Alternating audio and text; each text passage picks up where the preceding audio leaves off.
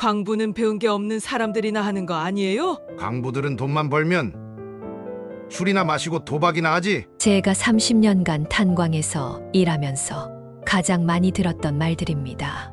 하지만 오늘은 제가 그동안 한 번도 하지 않았던 이야기를 들려드리려고 합니다.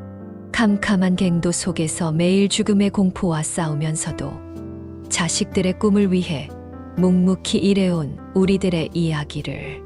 준서가, 너는 절대로 광부가 되지 말아라. 어린 시절 아버지는 항상 그렇게 말씀하셨습니다. 그때는 이해할 수 없었죠. 우리 동네에서 제일 잘 살던 우리 집인데 왜 아버지는 그렇게 말씀하시는 걸까? 제 인생에서 가장 특별했던 순간들은 다름 아닌 이 캄캄한 탄광촌에서 시작됐습니다. 이제부터 들려드릴 이야기는 여러분이 알고 있는 그런 광부 이야기와는 조금 다를지도 모르겠습니다. 저희 아버지도 광부셨습니다. 지금은 사라진 태백의 탄광에서 일하셨죠. 제가 어렸을 때만 해도 우리 동네는 탄광 덕분에 활기가 넘쳤습니다. 준서가 일어났니? 아버지 출근한다. 네, 아버지 다녀오세요. 매일 아침 5시 어둑어둑한 새벽이면 이렇게 아버지와 대화를 나눴습니다. 아버지는 늘 까만 작업복을 단정하게 입고 안전모를 손에 들고 계셨죠. 지금도 선명히 기억나요.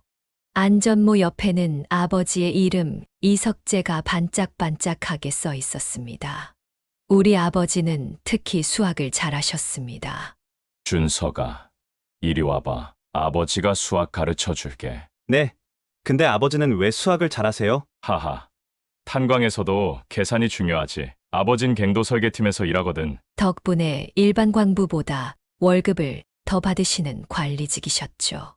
그래서 저희 집은 동네에서 제법 잘 사는 축에 속했어요. 여보, 이번에 준석이 생일인데 뭐 사줄까요? 요즘 애들 좋아하는 자동차가 있던데. 그래요? 우리도 준석이한테 사줘요. 성적도 좋은데 선물로 주면 좋아하겠네. 그렇게 크리스마스 때 받았던 자동차는 정말 잊을 수가 없습니다. 동네 친구들은 구경도 못하던 거였거든요. 축구공은 물론이고 제 자전거까지 있었으니까요. 어머니가 싸주시던 도시락도 특별했습니다. 준서가, 오늘은 엄마가 소시지도 넣어줬다. 우와, 달걀말이랑 소시까지요? 그래, 많이 먹고 공부 열심히 해야지. 다른 애들은 김치 한 가지면 다였는데 저는 매일 이런 호화로운 도시락을 먹었죠. 저녁 밥상도 늘 넉넉했고 배를 골아본 적도 없었습니다. 하지만 이상한 일이었어요. 어느 날 저녁 아버지가 퇴근하시고 씻으시는데 등에 시커먼 멍이 들어 있었습니다. 아버지, 등이 왜 그래요? 아, 이거? 일하다가 그런 거야. 준서가, 너는 절대로 광부가 되지 말아라. 네. 근데 왜요? 아버지처럼 돈도 잘 벌고. 아니다. 넌 더 좋은 길이 있을 거야. 절대 광부가 되지 않겠다고 약속해라. 당시엔 이해할 수 없었습니다. 우리 동네에서 제일 잘 사는 축인데 왜 아버지는 광부가 되지 말라고 하시는 걸까요? 어린 마음에 의아했죠. 매일 아침 어두운 갱도로 들어가시기 전 아버지는 항상 저와 동생의 머리를 쓰다듬어 주셨어요. 준서가, 동생 잘 돌봐야 한다? 네. 아버지, 걱정 마세요. 그래, 우리 아들 믿는다. 나중에야 알게 됐지만 그건 마치 작별 인사 같은 거였나 봅니다. 탄광에서는 언제 무슨 일이 일어날지 모르니까요. 그때는 몰랐습니다. 우리 가족의 평화로운 날들이 얼마 남지 않았다는 걸요. 중학교 1학년이 되던 해봄, 우리 반에 전학생이 왔습니다. 자, 오늘 전학 온 유성환이라고 한다. 다들 잘 지내거라. 성환이는 늘 혼자였습니다. 다른 애들은 쉬는 시간만 되면 운동장에 나가 축구를 하거나 복도에서 술래잡기를 했는데 성환이는 항상 혼자 책상에 앉아 있었죠. 야, 준서가 쉬는 시간에 축구하자. 그래, 같이 가자. 저는 워낙 성격이 좋아서 친구들이 많았거든요. 하지만 성환이는 달랐습니다. 숫기도 없고 활발하지도 않아서 친구들과 어울리지 못했어요. 솔직히 저도 처음엔 신경 쓰지 않았습니다. 그러다 여름방학을 앞둔 어느 날 아침이었어요. 어머니, 오늘 화장하시네요. 어디 가세요? 응. 엄마 친구 만나러 가. 친구요? 누구랑 약속이에요? 엄마 오랜 친구. 시내 가서 밥 먹기로 했어. 친해요? 저도 데려가 주세요. 저번에 생긴 경양식집 가나요? 그래. 우리 준석이도 같이 갈래? 얼른 세수하고 집을 나섰죠. 그런데 약속 장소에 도착해보니 뜻밖의 인물이 있었습니다. 어머, 준석이구나? 안녕하세요. 성환이와 성환이 어머니였습니다. 유성환, 네 어머님이 우리 어머님 친구셨네? 응, 그러게. 어색한 분위기를 느끼셨는지 어머니들께서 우리를 데리고 경양식집으로 향하셨어요. 그때는 꽤나 유명한 식당이었습니다. 자, 얘들아, 돈가스 시켜줄게. 많이 먹어. 감사합니다. 성환이는 돈가스를 받자마자 눈이 반짝였어요. 그런데 칼질을 하는 손이 많이 떨리고 있었습니다. 성환아. 칼질 어려워? 아니, 그냥 이런 거 많이 안 먹어봐서. 그럼 내가 잘라줄까? 나 이거 엄청 잘하는데. 그래도 돼. 당연하지. 자, 이렇게 하면 먹기 좋잖아. 성환이는 제가 썰어준 돈가스를 한 조각 먹더니 입가에 미소가 번졌어요. 그리고는 마치 며칠은 굶은 사람처럼 허겁지겁 먹기 시작했습니다. 그때 어머니들의 대화가 귀에 들어왔어요. 성환이 엄마, 요즘은 어때? 혼자서 애 키우기 힘들지? 그래도 다니던 공장에서 월급도 올려줬어. 그거 다행이다. 성환이 아빠 그렇게 되고 나서 많이 힘들었잖아. 응, 성환이 보면서 참고 살다 보니까 이렇게 웃는 날도 오네. 그날 탄광 사고 소식 듣고 얼마나 가슴이 아프던지. 순간 성환이를 바라봤어요. 성환이도 저를 보고 있었고 우리는 서로의 눈빛에서 무언가를 읽었습니다. 성환이의 아버지도 저희 아버지처럼 광부셨던 거죠. 다만 이미 돌아가신 그날 이후로 저는 성환이를 다르게 보기 시작했습니다. 그리고 다음 날부터 우리의 진짜 우정이 시작됐죠. 그날 집으로 돌아와서 어머니께 조심스럽게 물어봤습니다. 어머니, 성환이네는 많이 힘드나요? 왜 그런 생각이 들었어? 어머니는 한숨을 쉬시더니 이야기를 해주셨어요. 성환이 아버님이 3년 전에 탄광에서 큰 사고가 났을 때 돌아가셨어. 그때 사고 소식 듣고 온 동네가 발칵 뒤집혔었지. 3년 전이요? 맞아. 그날따라 성환이 어머니가 감기가 심해서 아침밥도 못 챙겨주고 도시락도 못 사줬다더라. 그게 마지막이 될 줄은 아무도 몰랐지. 그 말을 듣고 보니 성환이의 모습이 달리 보였어요. 경양식집에서 봤던 그 누런 셔츠, 앞부분이 다 다른 운동화. 다음 날 학교에서 점심시간이 되자 성환이는 또 혼자 교실을 나갔습니다. 성환아, 같이 점심 먹을래? 아니, 난 밖에서 먹을래. 왜? 날씨도 더운데. 그냥 난 혼자 먹는 게 편해. 매일 이런 식이었어요. 처음에는 정말 혼자 있기를 좋아하는 줄 알았는데 어느 날 체육 시간이 있던 날이었습니다. 오늘 체육 시간에 50m 달리기 수행평가가 있습니다. 모두 운동장으로 나오세요. 다들 힘들게 달리기를 하고 점심시간이 왔어요. 배가 너무 고팠죠. 성환이는 또 혼자 나갔고 그런데 오후 수업 시간 조용한 교실에서 갑자기 꼬르르르 성환이의 배에서 큰 소리가 났어요. 순간 교실이 웃음바다가 됐지만 저는 웃을 수가 없었습니다. 성환이의 빨개진 얼굴 그리고 책상에 엎드린 채 꼼짝도 않는 모습이 그날 저녁 저는 결심했습니다. 어머니, 응. 무슨 일이니? 내일부터 도시락 하나만 더 싸주실 수 있으세요? 도시락을 하나 더. 왜? 성환이가 도시락을 못 사와요. 매일 점심시간에 혼자 나가는 것도 아마 밥을 못 먹어서. 어머니는 잠시 말없이 저를 보시더니 따뜻하게 미소 지으셨어요. 그래. 내일부터 도시락 하나 더 싸줄게. 우리 아들이 참 착하구나. 엄마는 그런 생각도 못했네. 근데 어머니, 성환이한테는 비밀로 해주세요. 자존심 상할 것 같아요. 알았어. 그렇게 하자. 그날 밤 이상하게 가슴이 따뜻했습니다. 내일 성환이가 맛있게 밥을 먹을 생각을 하니 미소가 절로 나왔어요. 이렇게 저는 매일 아침 일찍 학교에 가서 성환이 책상 서랍에 도시락을 몰래 넣어두기 시작했습니다. 매일 아침 7시 아무도 없는 교실에서 저는 도시락 하나를 성환이 책상 서랍에 살며시 넣었습니다. 처음에 도시락을 발견한 성환이는 굉장히 당황스러워했어요. 이게 뭐지? 성환이가 고민하는 모습이 보이길래 저는 아무것도 모르는 척 말을 걸었죠. 성환아, 오늘은 같이 밥 먹자. 난 혼자 먹으면 심심해. 근데, 왜? 오늘도 밖에서 먹게?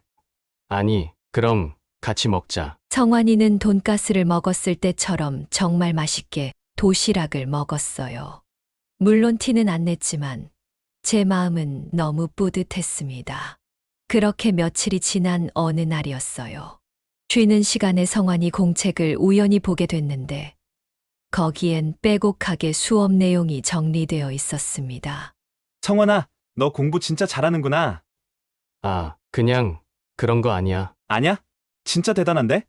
너 꿈이 뭐야? 성환이는 잠시 망설이더니 작은 목소리로 말했어요. 나 선생님이 되고 싶어. 선생님? 응, 근데 아무한테도 말한 적 없어. 그런데 옆에서 듣고 있던 친구들이 갑자기 비웃기 시작했습니다. 야, 선생님은 아무나 되냐?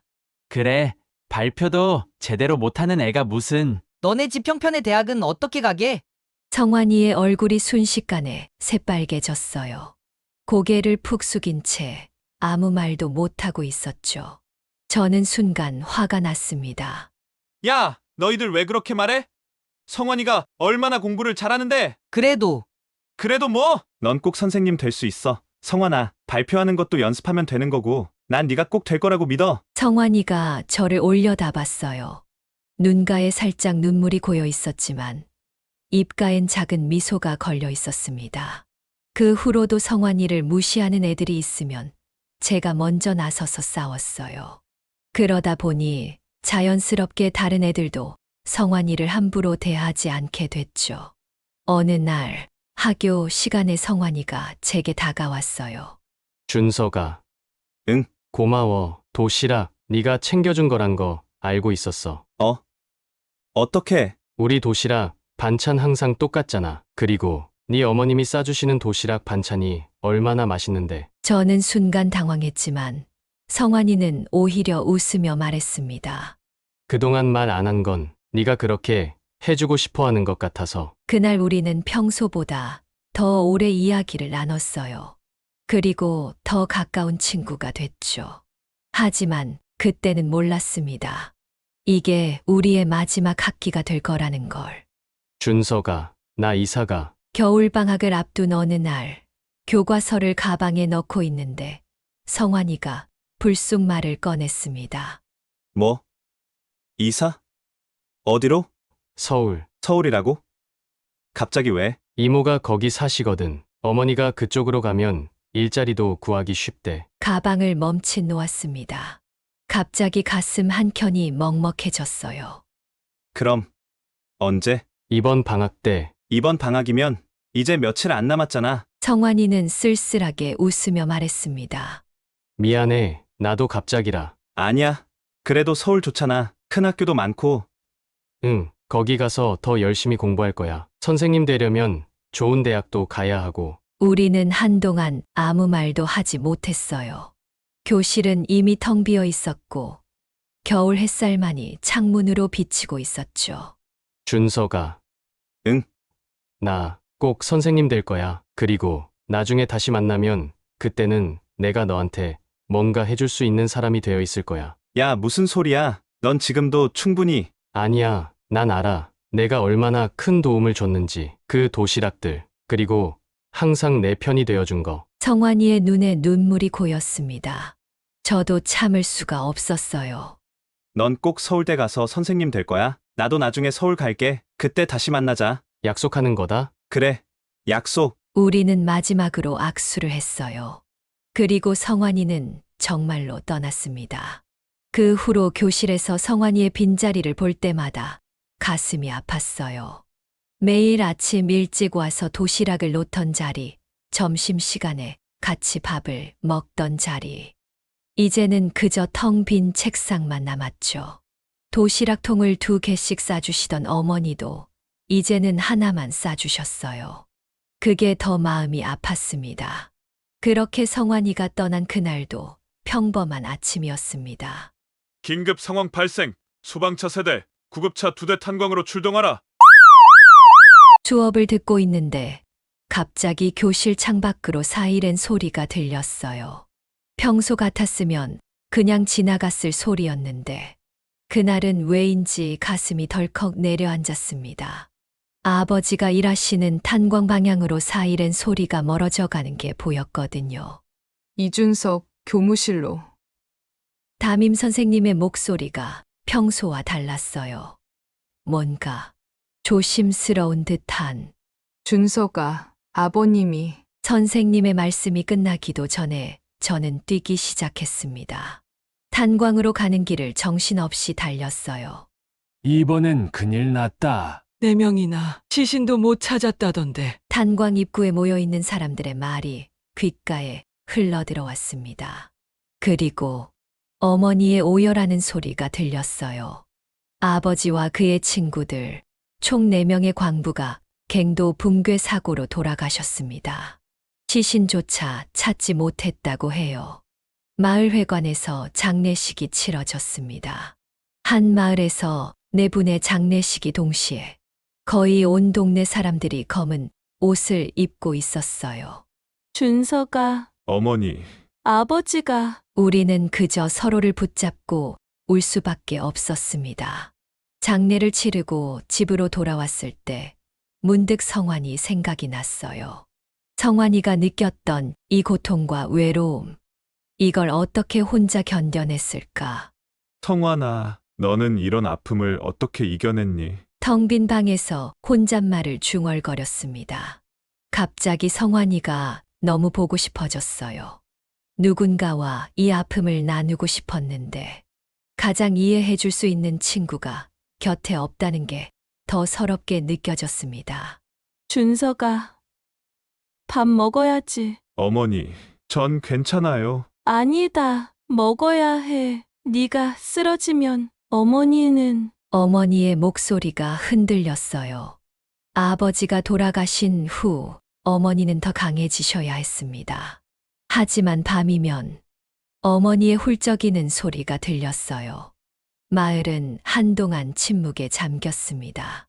아침이면 활기찼던 탄광 가는 길도 이제는 무거운 발걸음만 남았죠.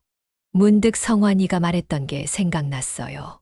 나중에 어른이 되면 꼭 다시 만나자. 그래, 성환아, 우리 꼭 다시 만나자. 하지만 이제 저는 알았습니다. 아버지가 왜 광부가 되지 말라고 하셨는지, 그 무거운 당부의 의미를 너무 늦게 알아버렸네요. 내일부터 시장에서 일하기로 했어. 아버지가 돌아가시고 한 달 후 어머니는 시장에서 생선을 파시기 시작했습니다. 새벽 4시면 일어나셔서 새벽 시장에 가셨죠. 우리의 식탁도 완전히 달라졌어요. 준서가, 오늘은 보리밥인데 괜찮지? 네, 시금치랑 김치 비벼 먹으면 맛있어. 예전에는 상상도 못했던 일들이 일상이 됐습니다. 달걀, 소시지가 가득했던 도시락은 이제 꿈 같은 옛날 이야기가 됐어요. 김치 하나면 다행이었죠. 야, 준석아. 너네 도시락에 반찬 별로 없다? 너도 이제 못 사나 보다. 친구들의 수군거림이 들렸지만 대꾸할 힘도 없었습니다. 시험에서 100점을 맞던 제가 이제는 50점도 받기 힘들어졌어요. 배가 고프니 수업 시간에 집중이 안 됐거든요. 이준석, 너 요즘 왜 이래? 전에는 이렇지 않았잖아. 죄송합니다. 선생님들의 걱정 어린 목소리도 귀에 들어오지 않았어요. 그저 모든 게 짜증났습니다. 준서가, 오늘은 일찍 들어와. 네. 하지만 저는 집에 들어가지 않았어요. 사람 없는 골목에 앉아 밤늦게까지 있곤 했죠. 나중에 과학자가 되면 예전의 꿈들이 머릿속을 스쳐 지나갔습니다. 하지만 이제는 그저 웃음거리로만 느껴졌어요. 어머니, 전 그냥 학교 그만 다닐까요? 안 돼! 절대 안 돼! 하지만 이 아버지가 네가 공부하는 걸 얼마나 자랑스러워 하셨는데. 어머니의 눈물 섞인 말씀에 차마 더 말을 꺼낼 수가 없었습니다. 밤이면 동생의 훌쩍이는 소리가 들렸어요. 오빠, 나 배고파. 잠깐만 기다려. 제 용돈을 아껴 동생과 나눠 먹었죠. 이제는 그것마저도 사치가 됐지만 창밖으로 웃으며 지나가는 친구들을 보면 화가 났어요. 저들은 왜 저렇게 행복해 보이는 걸까? 나만 이렇게 힘든 걸까? 성환아, 넌 잘 지내고 있니? 문득문득 성환이가 생각났습니다. 이제는 제가 성환이의 처지가 되어버렸네요. 근데 성환이는 이런 상황에서도 꿈을 잃지 않았는데 전 왜 이렇게 나약한 걸까요? 삶은 계속 내리막길을 걸었습니다. 하지만 이게 끝이 아니었어요. 더 큰 시련이 저를 기다리고 있었다는 걸. 그때는 몰랐습니다. 야, 똥폼! 오늘도 혼자냐? 고등학교 2학년, 새로 같은 반이 된 무리들이 저를 괴롭히기 시작했습니다. 처음엔 그냥 무시했어요. 제겐 더 큰 고민이 있었으니까요. 야, 너 아빠 없다며? 가난한 주제에 왜 혼자서 폰 잡고 다녀? 참을 수 있었습니다. 하지만 뭐랬더라? 탄광에서 시체도 못 찾았다던데 얼마나 한심하면 목숨 걸고 일을. 순간 이성을 잃었습니다. 제 주먹이 그 아이의 얼굴에 날아갔어요. 아버지를, 돌아가신 아버지를 감히. 이 자식이! 정신없이 주먹이 오갔습니다. 결국 그 아이는 병원에 실려갔고 저는 퇴학을 당했죠. 어머니, 죄송해요. 아니다. 엄마가 어떻게든. 하지만 전 더 이상 어머니께 짐이 되고 싶지 않았습니다. 그날 밤 결심했어요. 탄광에 가기로. 탄광 사무실에 찾아갔습니다. 나이가? 18입니다. 너무 어린데. 제발 부탁드립니다. 일 잘할 수 있습니다. 다행히 아버지를 아시던 분이 계셨고 몰래 일하게 해주셨어요. 새벽같이 나가서 밤늦게 들어왔습니다. 하지만 곧 들통났죠. 이 냄새는 탄가루 냄새잖아. 어머니. 너 탄광에 들어갔어. 네, 미쳤니? 당장 그만둬. 싫어요. 전 아버지가 아니에요. 조심할게요. 내 아버지가 그렇게 되신 걸 보고도. 어머니는 일주일 동안 저와 말도 안 하셨어요. 그러다 어느 날 저녁 앉아봐. 삼겹살을 구워주시며 말씀하셨습니다. 안전모 꼭 쓰고 마스크도 잘 쓰고 이상하다 싶으면 절대 들어가지 마. 알았지? 어머니. 박신혜 아저씨 잘 따라다녀. 그분 명이 길다고 하더라. 네, 내가 못난 엄마라서 좋은 직장도 못 보내주고. 아니에요. 제가 더 열심히 할게요. 어머니의 눈에서 눈물이 흘러내렸습니다. 저도 울컥했어요. 하나만 약속해라. 죽지만 말아라. 알았니? 네, 약속할게요. 그렇게 저는 18배 나이에 광부가 되었습니다. 아버지가 그토록 만류하셨던 그 길을 결국 저도 걷게 된 거죠. 오늘부터 갱도 안전 교육 시작한다. 긴장하고 잘 들어. 첫날 다리가 덜덜 떨렸습니다. 새까만 갱도는 제게 아버지를 삼켜버린 괴물 같았어요. 이준석이지? 나도 너희 아버지 알아. 잘 봐. 이게 메탄가스 측정기고. 네. 메탄가스 수치가 이 선을 넘으면 절대로 들어가면 안 돼. 박신혜 반장님은 아버지처럼 하나하나 가르쳐 주셨습니다. 하지만 첫 출근 날 갑자기 들린 발파 소리에 저도 모르게 주저앉고 말았어요. 괜찮아, 준석아. 다들 처음엔 그래. 죄송합니다. 발파 소리는 매일 들릴 거야. 익숙해져야 해. 밤이면 악몽을 꿨습니다. 아버지가 돌아가신 날처럼 갱도가 무너지는 꿈. 숨도 못 쉬고 깨어나면 온몸이 땀으로 젖어 있었죠. 오늘도 일찍 가. 응. 오늘 월급날이라 맛있는 거 사줄게. 미안해. 뭐가 미안해. 내 동생 공부시키는 게 자랑스러운데. 점차 적응되어 갔습니다. 발파 소리도 갱도의 어둠도 무섭지 않은 건 아니었지만 이겨낼 수 있었어요. 이준석, 오늘 실적 좋다. 감사합니다. 이제 실력이 늘었어. 월급 봉투를 받을 때면 뿌듯했습니다. 어머니 시장 운영비도 보태고 동생도 공부시킬 수 있었으니까요. 어머니, 이번 달은 제가 더 보태드릴게요. 고마워. 우리 아들. 가끔 성환이 생각도 났습니다. 서울에서 잘 지내고 있겠지. 나는 결국 아버지의 길을 걷게 됐지만 성환이는 꼭 선생님이 됐으면 좋겠다고 생각했죠. 나 이번 모의고사 성적 올랐어. 진짜? 우리 동생 최고다. 다 오빠 덕분이야.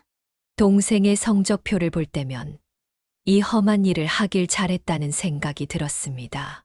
비록 제 꿈은 접었지만 동생의 꿈은 지켜줄 수 있으니까요.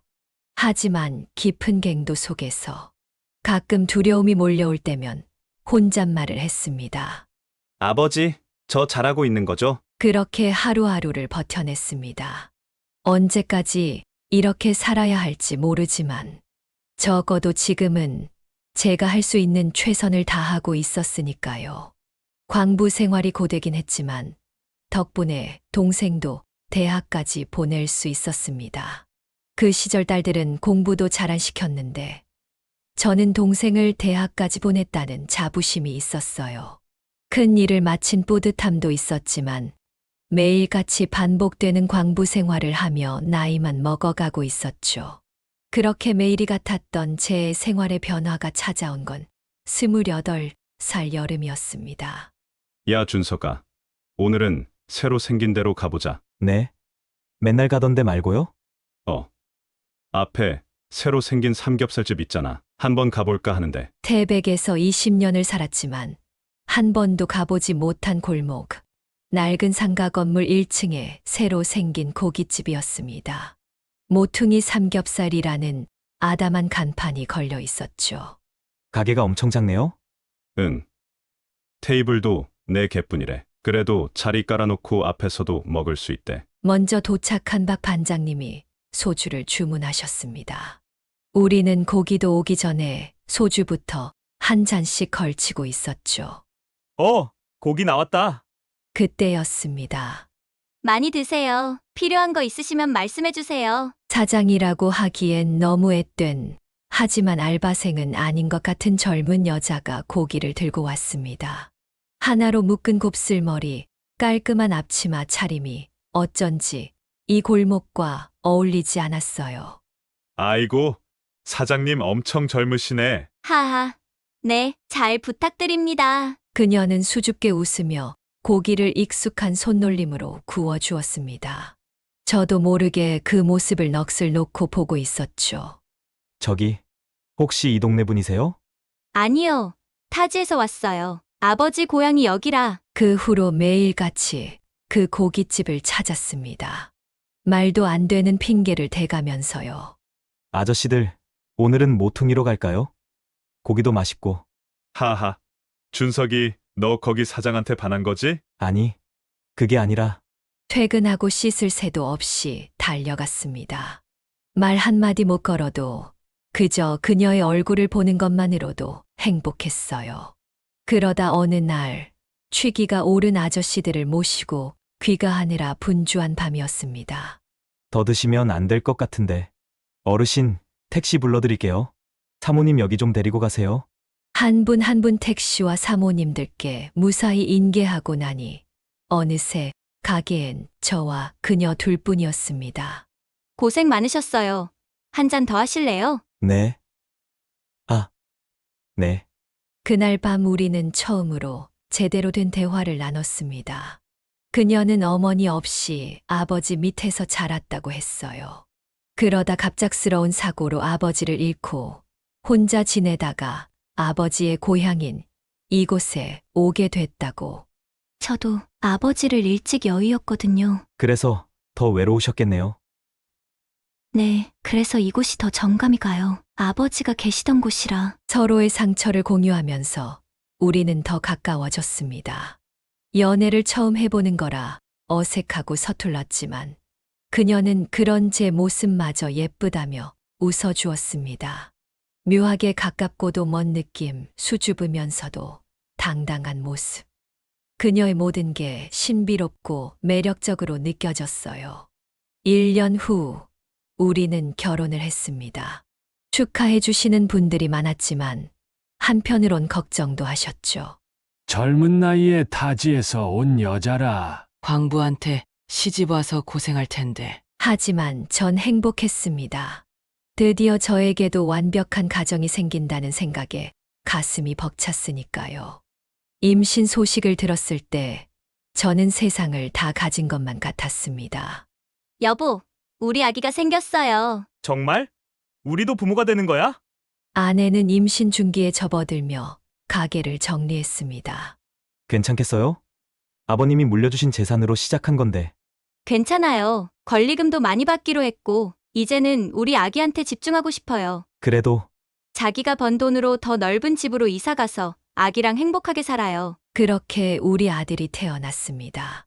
100일 잔치도 하고 100일 반지도 맞추고 하루하루가 꿈만 같았죠.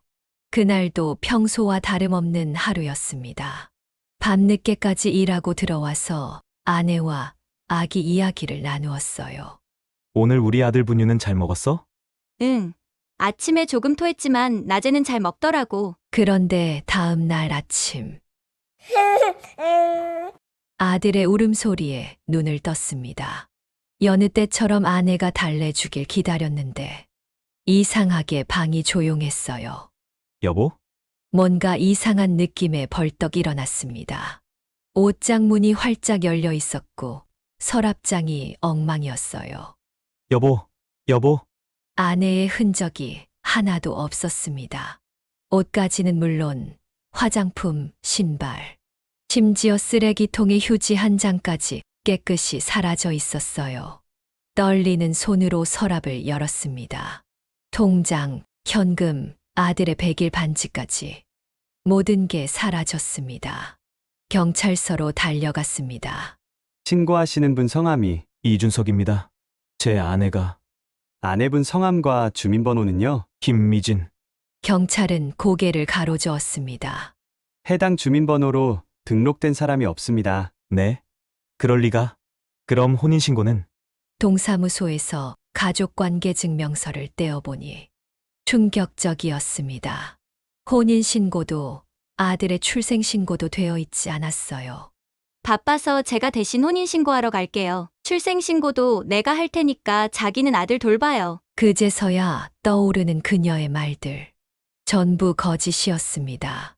동네를 헤매며 그녀의 흔적을 찾아다녔습니다. 그러다 고깃집을 계약했던 부동산을 찾았죠. 아, 그 가게요? 남자분이 계약하셨는데. 네. 남자라뇨?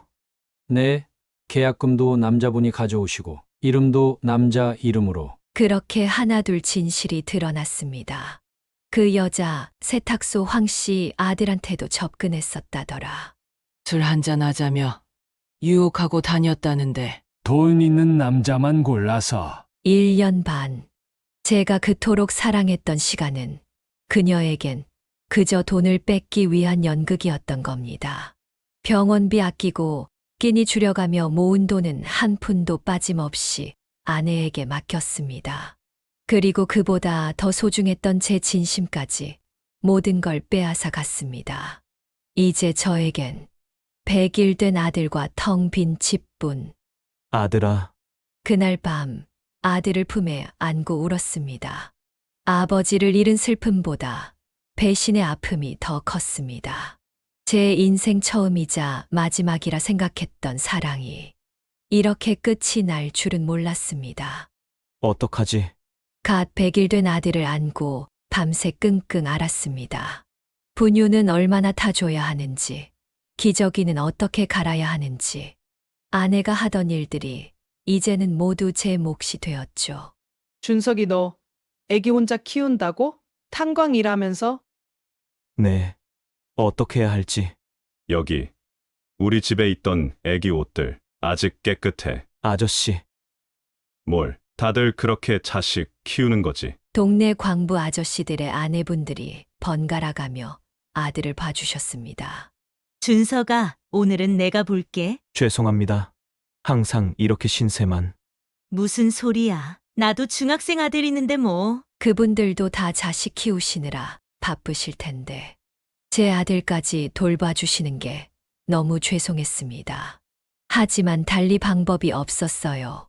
새벽에 일어나 분유를 타고 기저귀를 갈아주고 아들을 이웃집에 맡기고 탄광에 가고 퇴근하면 또 아들을 데리고 와서 밤늦게까지 돌보고.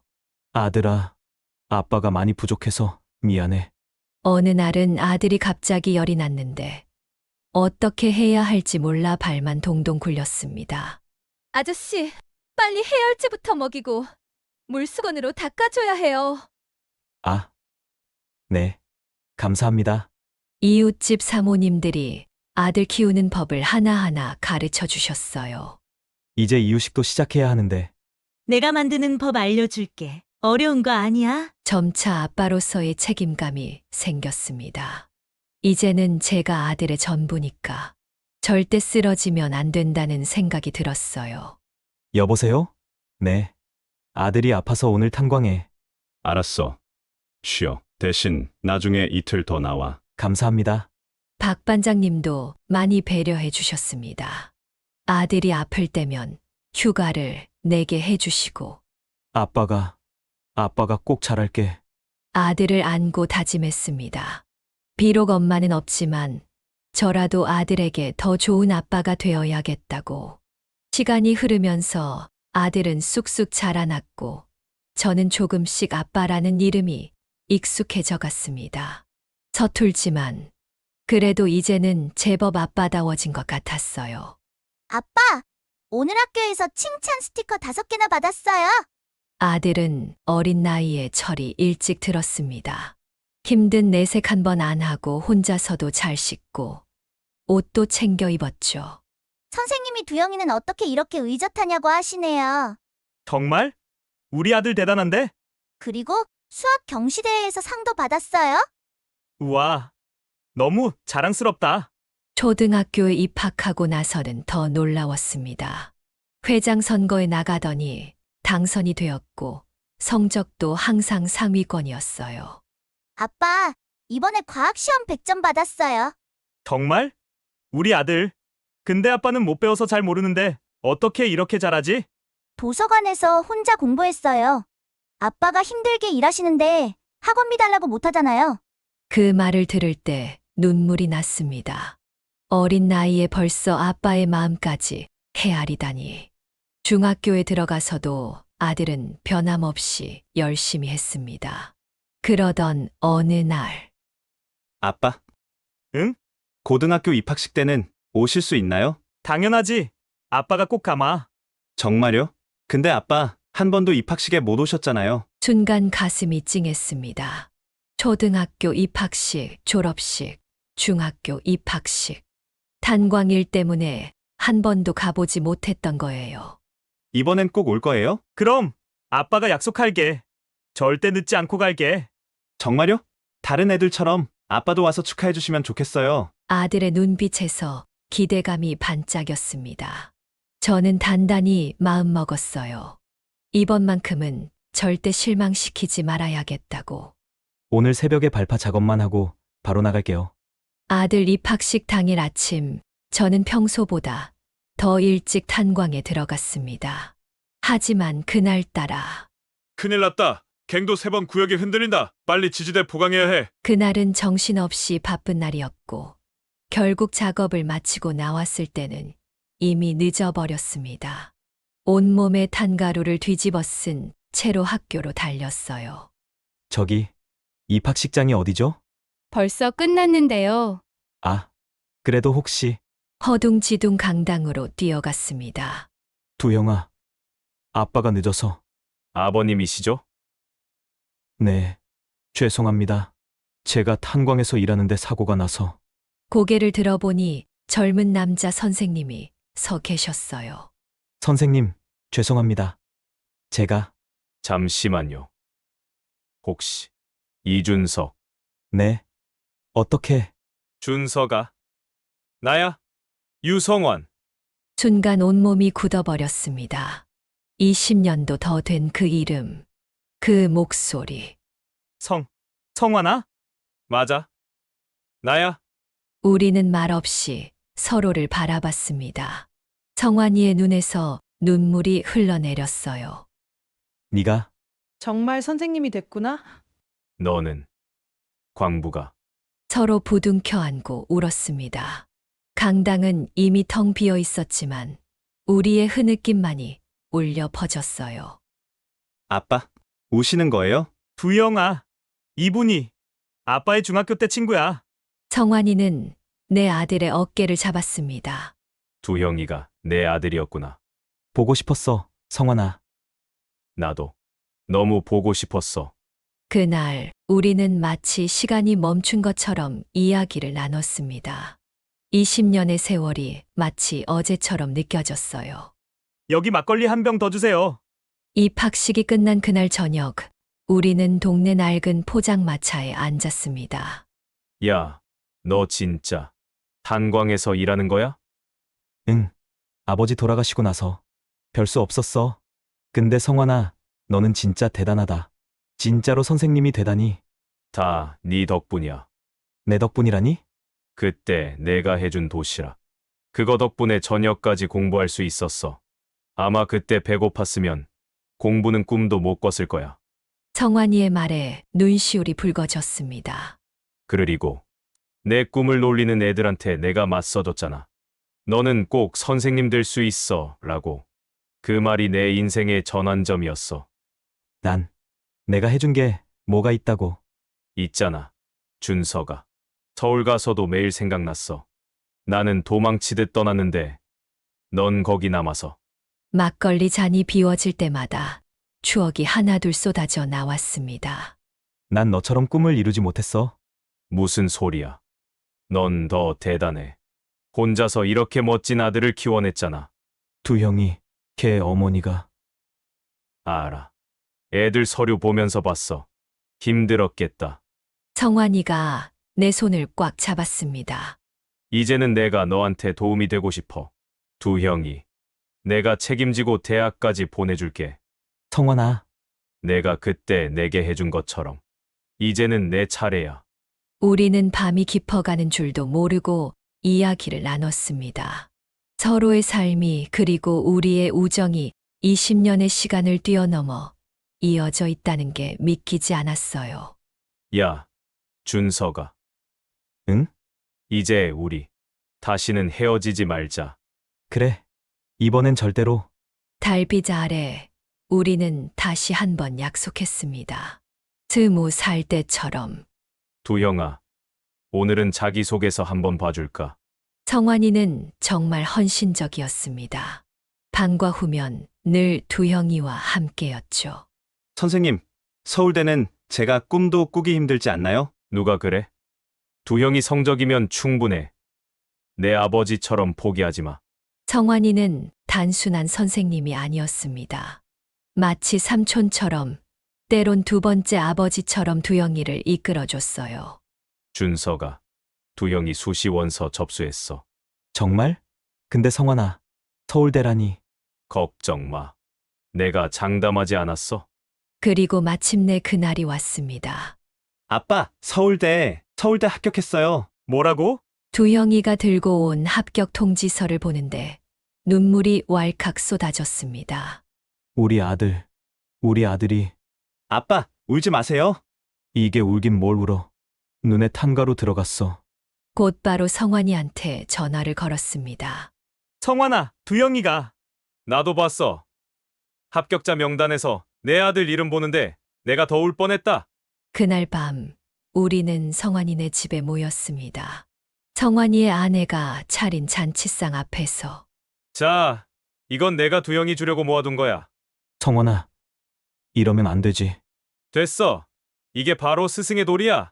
등록금 봉투를 건네는 성환이의 눈가에도 눈물이 고여 있었습니다. 아버님이 살아계셨다면 얼마나 자랑스러워하셨을까. 두영아, 네 할아버지는 지금 하늘에서 너무 기뻐하실 거야. 아빠, 저는 아빠가 자랑스러워요. 세상에서 제일 멋진 아빠예요. 그 말이 제게는 서울대 합격보다도 더 큰 선물이었습니다. 세월이 참 빠르네요. 어느새 저는 돌아가신 우리 아버지보다 나이가 많은 노인이 되었습니다. 이제는 박물관이 된 탄광 앞에 서면 문득 아버지의 모습이 떠오릅니다. 그리고 까만 탄가루를 뒤집어 쓰고도 늘 환하게 웃던 제 젊은 날의 모습도요. 할아버지, 여기가 진짜 탄광이에요? 그래, 할아버지가 일하던 곳이란다. 손주를 데리고 탄광박물관에 오면 이제는 색바랜 사진 한 장이 제 발걸음을 붙잡습니다. 새카만 작업복을 입은 20살의 제가, 그리고 그 옆에서 함께 웃고 있는 동료들. 돌이켜보면 제 인생은 참 굴곡이 많았습니다. 아버지를 잃었고 사랑하는 사람에게 배신당했고 날마다 죽음의 공포와 싸워야 했죠. 하지만 단 하루도 후회하진 않습니다. 그 모든 순간들이 있었기에 이제는 교수가 된 아들도 있고 귀여운 손주도 있고 무엇보다 30년이 넘는 세월 동안 한 번도 변치 않은 친구도 있으니까요. 할아버지, 여기 사진 속에 할아버지 있어요. 어디 보자. 아, 이때가 내가 막 20되었을 때구나. 돌이켜보면 그 새까만 갱도는 제게 또 다른 아버지였던 것 같습니다.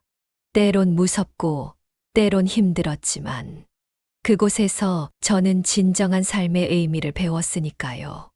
아버지, 저는 잘 살았죠. 이제는 하늘나라에 계신 아버지께 이렇게 말씀드리고 싶습니다. 당신의 아들은 참 행복하게 살았다고.